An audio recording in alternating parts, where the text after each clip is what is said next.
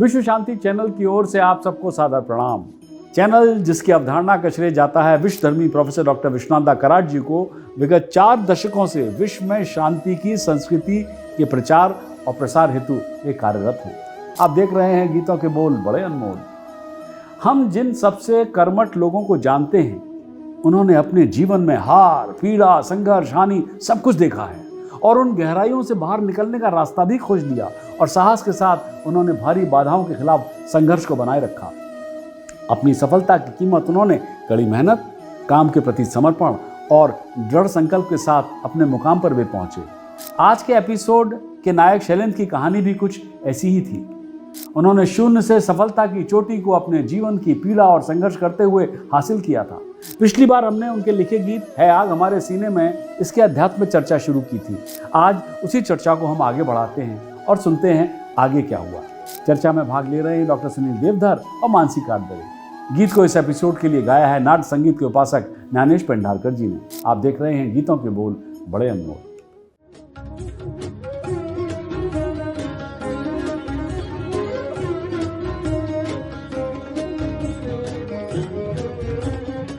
नमस्ते सुनील जी, स्वागत है आपका। मानसी जी नमस्कार और स्वागत आपका भी। एंड एज यू नो, हमारा ये प्रोग्राम सुनील जी की पुस्तक बड़े अनमोल गीतों के बोल पर आधारित है, जहाँ पर एक लिरिक राइटर, एक पोएट के महत्व को उजागर कर रहे हैं। वरना बहुत से लोगों को ये पता ही नहीं होता कि ये जो इतने सुंदर गीतों के बोल हैं, ये लिखता कौन है। हमारा आज का गीत है हम भी हैं तुम भी हो।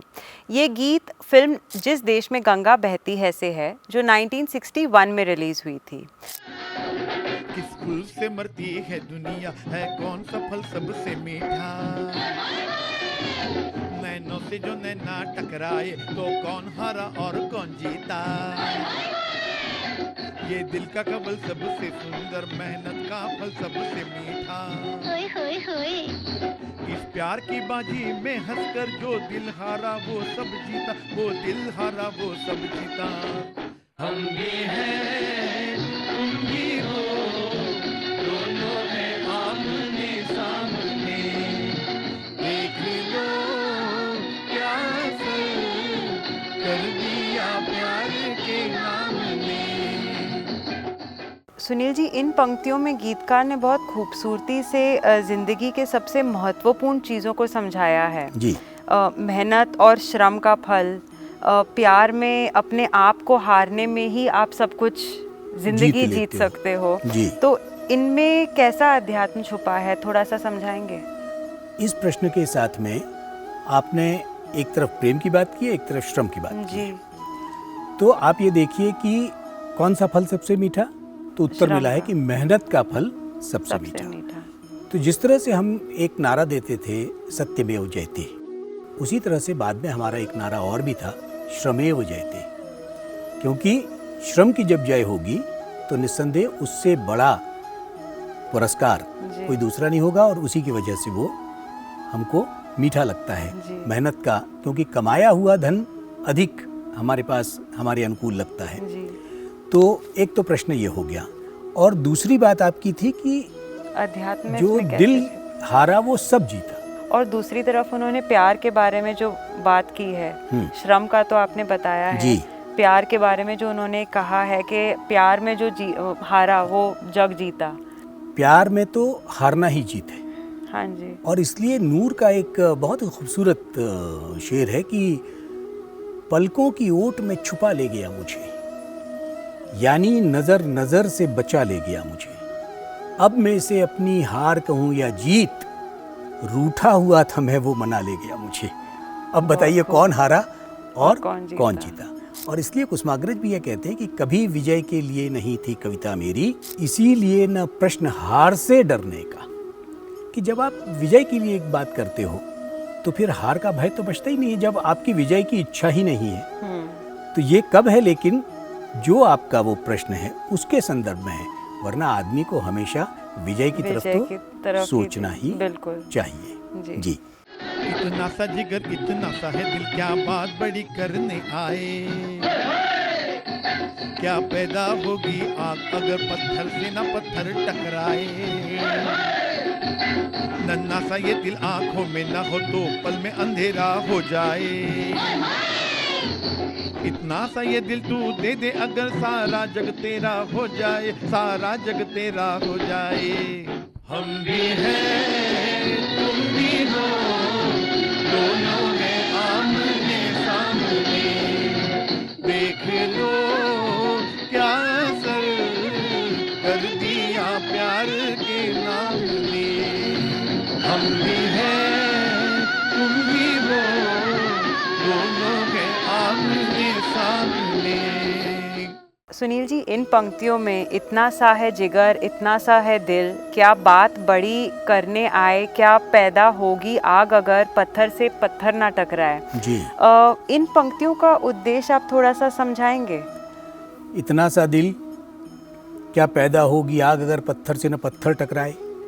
तो दिल तो छोटा होता है ना जी। इतने बड़े शरीर में एक बहुत छोटा सा हिस्सा है वो, लेकिन वही इतना महत्वपूर्ण है कि सारे काम वही आपसे करवाता है।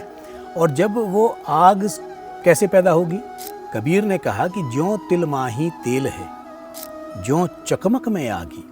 आपने चकमक पत्थर तो देखा होगा ना, हाँ कि जब जी, उस पत्थर से फ्लिंट। पत्थर बजाते हैं जी। तो आग पैदा होती है। जी। ज्यों तिल माही तेल है, ज्यों चकमक में आगी, तेरा साईं तुझ में जाग सके तो जागी। कि ईश्वर तो आपके अंदर है, हाँ जी। और इसलिए वो जो छोटा सा दिल है ना, वही आपको उन सब चीज़ों से जोड़ता है। अगर आप उस तरफ उन्मुख होते हैं तो वही आपके जुड़ने का कारण भी बनता है। और छोटे मुंह बड़ी बात, जो बात कही गई ना आपने, वो तो छोटे मुंह बड़ी बात भी होती है। और छोटे मुंह बड़ी बात अगर नहीं होगी तो बात संभली हुई होगी। तो इधर जहाँ उन्होंने ये भी कहा है कि आँख में अगर वो छोटा सा तिल ना हो, मतलब हमारा प्यूपिल ना हो, तो हमें सिर्फ अंधेरा ही अंधेरा दिखेगा।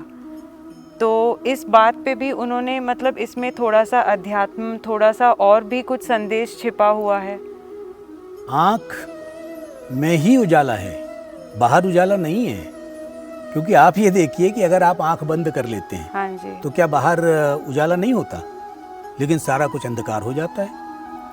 तो सारी की सारी जो आपकी ज्योति है वो आपकी आँख में है। और एक और चमत्कार है, आप करके देखिए, हमारे दर्शक भी करके देख सकते हैं कि आप अपनी आँख के सामने उंगली रखिए जी। ठीक। इसके बाद में आप पहले एक आँख बंद करिए। जब आप एक आँख बंद करेंगी तो आप उंगली की स्थिति देखिए। हाँ अब जी। आप ये बंद करके दूसरी देखिए, बदल जाती है। अब उंगली हट गई। ये क्या चमत्कार है, उंगली तो नहीं हटी ना, उंगली वही है, हमारा नजरिया बदल लेकिन गया। आँख एक बंद होने से वो उंगली 1 फीट के अंतर पर दिखने लगी। जी तो जो कुछ है वो हमारी आँख में ही है। जी। क्योंकि सबसे पहले जो कुछ भी हमारे अंदर भी प्रवेश करता है वो आँख के कारण करता है। जब तक हम आँख से आँख नहीं मिलाते तब तक हमारी, इसीलिए पढ़ाई में ये भी कहा जाता है ना कि आपका आई टू आई कांटेक्ट होना बहुत ज़रूरी है। जी। उसके बिना आप संप्रेषित भी नहीं कर सकते, क्योंकि आँखों की जो भाषा है वो ज़बान की भाषा से ज़्यादा प्रभावी है और वो ज़्यादा बोलती है। इसलिए आँख बहुत महत्वपूर्ण है और आँख में ही उजाला है, बाहर तो सब अंधेरा है।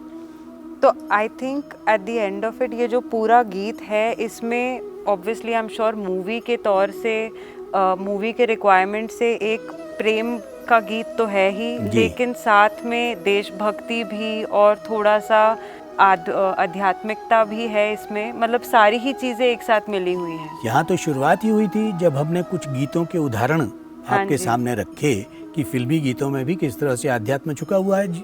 जिस तरह से हमारे इस कार्यक्रम का उद्देश्य ही वो है कि हम ढूंढें कि कहाँ हैं। तो ये तीनों हैं। तो ये तीनों उसमें हैं। और कहीं न कहीं जब हम ये बात करते हैं, हाँ जी, तो शब्द तो उतने ही हैं ना। बिल्कुल। हम ये देखते हैं कि शब्दों का प्रयोग किस तरह से कहाँ हो रहा है और उसमें से क्या पैदा हो रहा है। थैंक यू सुनील जी। जैसे मैंने अभी कहा, आई थिंक इस गीत में प्यार, देशभक्ति, आध्यात्मिकता सब कुछ है। और गाने का जो अभी लास्ट की जो लाइनें हैं, ये सारे प्रश्न उत्तर अपने ही क्लाइमैक्स पे पहुंच चुके हैं जी। तो आगे की लाइनें सुनते हैं और फिर आप उसी पे ही उत्तर दे दीजिए। जरूर। जाने कैसे ये मौजे अनजानी, दिल में आई जैसे याद पुरानी। जाने कैसे ये मौजे अनजानी, दिल में आई जैसे याद पुरानी हो, याद पुरानी। ले दिया दिल मेरा आज की रंग भरी शाम, हम भी हैं तुम भी हो, दोनों हैं आमने सामने। तुमने मुझको समझा था बेगाना, लेकिन तुमको मैं नहीं पहचाना, हाँ पहचाना। मिल गई मंजिलें, राह सी खुल गई सामने। हम भी हैं तुम भी हो, दोनों हैं आमने सामने। तू जो कह दे मैं तेरी हो जाऊं, खोई खोई आंखों में खो जाऊं, हाय खो जाऊं। तुमने ये क्या किया, लोग दिल को लगे सामने। देख लो क्या असर कर दिया प्यारे के नाम ने। तो सुनील जी, आपने अभी गाना तो सुन लिया, जी। क्या कहेंगे इस पर आप? ऐसा है मानसी जी कि इसमें बहुत से शब्द आते गए, सागर आता गया, सीप आता गया, मोती आता गया, तो ये सब तो ऊपर की वस्तुएं हैं, लेकिन उसके बाद में फिर इसमें दिल भी आता गया, आँख भी आती गई, तो और अंत में जो है वो प्रेम की बात कही गई। जी। तो कुल मिलाकर बात फिर से मनुष्य के मन पर आ गई, और हार की, जीत की, विजय की, पराजय की, तो दिल जो आपके पास है वो आपको किसी को सौंप देना पड़ता है, और इसलिए वो शायर कहता है, दिल है जो तेरे पास तो दिलदार को दे दे। अब ये दिलदार सिर्फ आपके सामने वाला भी नहीं है, दिलदार कोई और भी हो सकता है। दिल है जो तेरे पास तो दिलदार को दे दे, ये चीज़ है सरकार की, सरकार को दे दे। तो वो सरकार कौन है? एक तो पर्दे पर जो सामने हैं आपके, वो भी सरकार हैं, और एक सरकार वो है जो हम सबका नियंता है। तो एक सरकार वो है। तो जब आप अपने मन से उस सरकार को अपना दिल दे देते हैं तो आप जग जीत लेते हैं। बहुत खूब जी। Thank you Sunil ji. Welcome back. उम्मीद है शैलेंद्र के लिखे गीत पर हुई चर्चा आपको पसंद आई होगी। शैलेंद्र की गुणवत्ता इसी बात से आंकी जा सकती थी कि उनमें कहानी या स्थिति के सार को सरल सुंदर शब्दों में व्यक्त करने की एक अद्भुत क्षमता थी, गॉड गिवन। एक बार राज कपूर उन्हें कहानी लेखक के अब्बास से मिलने ले गए। कहा जाता है कि अब्बास ने शैलेंद्र की अनदेखी करते हुए कुछ घंटों में एक नई कहानी सुनाई। कथा के अंत में राज कपूर ने शैलेंद्र से पूछा कि उन्हें इस कहानी से क्या समझा, क्या समझ में आया। शैलेंद्र ने उत्तर दिया, गर्दिश में था, आसमान का तारा था, आवारा था। अपने 2 घंटे के वर्णन को 2 पंक्तियों में संक्षेप में सुनकर एक हैरान अब्बास ने महसूस किया कि उन्होंने उस शांत व्यक्ति को बहुत कम आंका था। इसके बाद जब इस कहानी को आवारा फिल्म में बनाया गया तो इन पंक्तियों ने थीम सॉन्ग लिया, यानी ये थीम सॉन्ग की तरह सामने आई। आवारा हूँ या गर्दिश में हूँ, आसमान का तारा हूँ। यही तोहफा था जिसने शैलेंद्र को थीम सॉन्ग स्पेशलिस्ट बना दिया। बरसात, आवारा, गाइड, जंगली, दूर का राही और कई अन्य फिल्मों में उनका थीम गीत टोन सेट करता था। कभी कभी उन्हें केवल एक फिल्म का थीम गीत लिखने के लिए भी रोपित किया जाता था, तब भी जब अन्य गीत किसी और द्वारा लिखे जा रहे हैं, किसी और गीतकार के द्वारा। शैलेंद्र की सफलता की कहानी सिर्फ राज कपूर के साथ ही नहीं थी। उन्होंने देवानंद, किशोर कुमार, दिलीप कुमार, वहीदा रहमान और नरगिस जैसे अन्य सुपरस्टार्स और एस डी बर्मन, मन्ना डे और शंकर जयकिशन जैसे संगीतकारों के साथ भी काम किया था। जब आप गाइड फिल्म के गीत कांटों से खींच के आंचल को सुनते हैं ना, तो आप फिल्म की हीरोइन रोजी की जीने की इच्छा, मुक्ति और खुशी की भावना को फिर से प्रबल होते हुए महसूस करते हैं। फिल्म तीसरी कसम का गीत सजन रे झूठ मत बोलो, खुदा के पास जाना है, कवि आपको सत्य के मार्ग पर चलने का आह्वान करता है।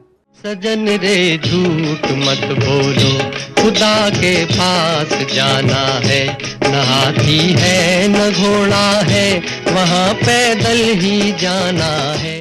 और वो फिल्म मेरी सूरत तेरी आंखें, उसका गीत पूछो ना कैसे मैंने रैन बिताई, इसका हर शब्द करुणा से टपकता है।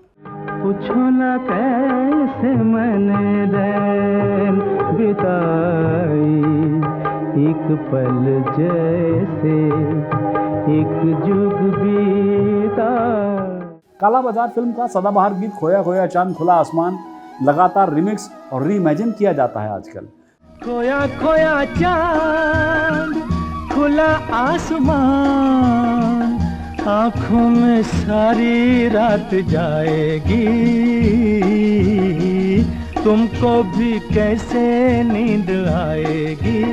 ओ फिल्म मधुमती का गीत सुहाना सफर ये मौसम हंसी शायद दिलीप कुमार पर फिल्माया जाने वाला सबसे ज्यादा याद किए जाने वाला गीत है।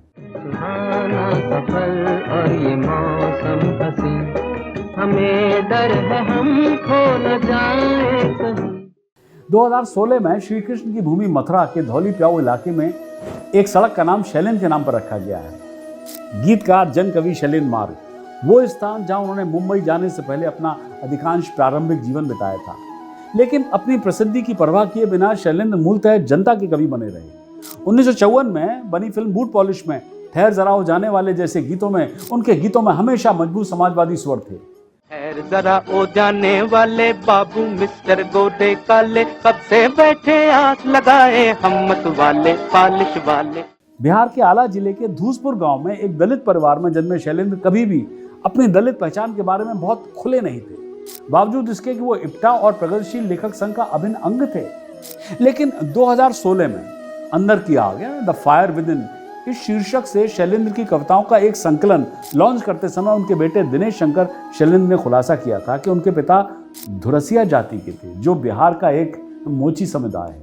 दिनेश का कहना है, एंड आई कोट हिम, बड़े होते हुए मेरे माता पिता ने हमें बताया कि हम नीची जाति से हैं, लेकिन 20 साल की उम्र के अंत तक मुझे कभी भी समझ में नहीं आया कि इसका मतलब क्या है जब मैंने अपने पिता के जीवन पर शोध करना शुरू किया।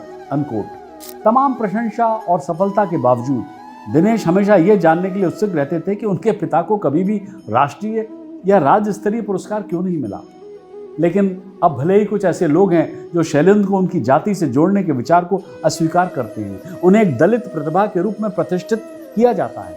अनुभवी आलोचक डॉक्टर नामवर सिंह ने तो शैलेंद्र को संत रविदास के बाद का सबसे महान दलित कवि के रूप में संदर्भित भी किया है। तो कविराज शैलेंद्र की इसी जानकारी के साथ मैं भी देता हूं अपनी वाणी को विराम। अगली बार खोज करेंगे अध्यात्म नीरज के लिखे गीत, बस यही अपराध मैं हर बार करता हूं, आदमी से प्यार करता हूं। मनोज कुमार अभिनीत फिल्म का नाम है पहचान। सब्सक्राइब कीजिए, शेयर कीजिए और बने रहिए विश्व शांति दर्शन के साथ। हमारा आज का गीत भी बस यही अपराध, ये गीत फिल्म पहचान से है जो 1970 में रिलीज हुई थी। गालिब ने जैसे कहा है ना कि बस की दुश्वार है हर काम का आसान होना, आदमी को मयस्सर नहीं इंसान होना।